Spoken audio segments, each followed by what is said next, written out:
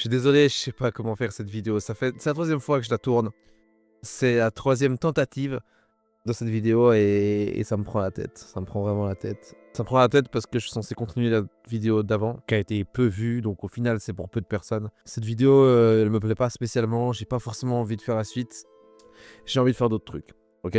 J'ai envie clairement de faire d'autres choses, j'ai d'autres idées en tête et je peux pas les faire, je dois faire cette vidéo avant. Pourquoi? Parce que je suis en train de faire un défi sur YouTube, vous le savez, certains.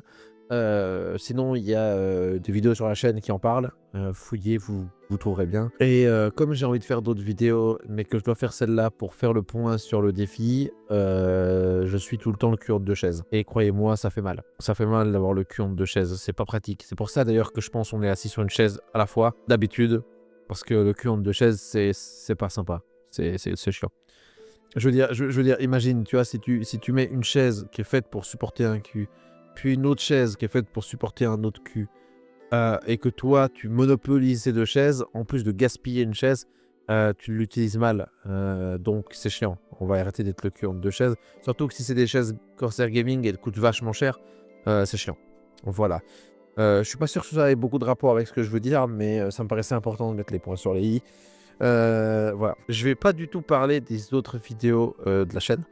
Même si c'est ce que j'avais l'impression qu'il fallait que je fasse pour faire un vrai point comme je faisais au début de la chaîne, quoi, hein. La 10e vidéo est un point de toutes les vidéos que j'ai fait. La dernière vidéo, c'est une partie de ça. Je n'ai pas envie de le faire. Il y a des choses intéressantes qu'on fera peut-être en débrief en live une fois. Suivez-moi sur Twitch. Mais sinon, je vais pas forcément faire ça. Je vais plutôt tirer une conclusion sur les vidéos que j'ai faites là. Une vidéo par semaine pendant un an, c'est long. C'est long et c'est éprouvant. C'est éprouvant parce qu'une année, en fait, elle a plein d'imprévus.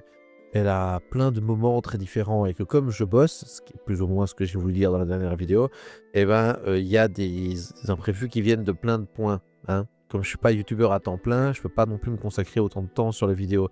Ce qui fait que globalement, si je dois tirer une conclusion, c'est que je suis frustré. Je suis frustré de mes vidéos. Je les trouve pas assez abouties, pas assez peaufinées. J'ai pas pris assez le temps de les traiter correctement.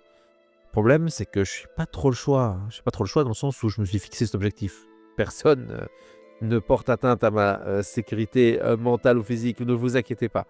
Par contre, il faut quand même que je le fasse parce que je me suis fixé cet objectif-là. Et ça me ferait encore plus chier de ne pas tenir parole pour juste ça. Sûrement qu'après le défi, je vais réduire le nombre de vidéos. Sûrement que je vais le faire, ça va me permettre de plus traiter certaines vidéos dans la profondeur et de plus les aboutir. Ça va me permettre de faire du contenu vraiment à part de ce que j'ai envie de faire en live et du coup c'est très cool. Donc le gros point négatif pour faire résumer, c'est que clairement j'aimerais pouvoir me libérer d'un certain poids d'une vidéo par semaine qui me frustre beaucoup de plein de points, que ce soit dans le traitement de la vidéo, que ce soit dans l'analyse, que ce soit dans plein de choses. De ce que j'ai à faire, l'écriture, le montage, le tournage, tout ça, ce serait beaucoup plus simple si j'avais pas cette limite de temps. Par contre, là où il faut que je sois honnête, c'est que ça m'apporte aussi beaucoup. Cette limite-là, elle me permet de me structurer et elle me permet surtout d'apprendre beaucoup.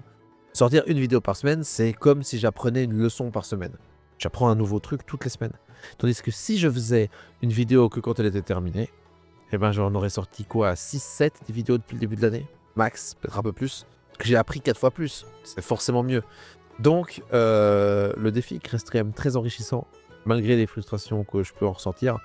La vidéo était très bizarre, je suis désolé. J'espère quand même qu'elle n'est pas trop chiante à regarder. Merci de vos likes, merci de vos abonnements. Et vous inquiétez pas, dès la semaine prochaine, on part sur autre chose. Abonnez-vous.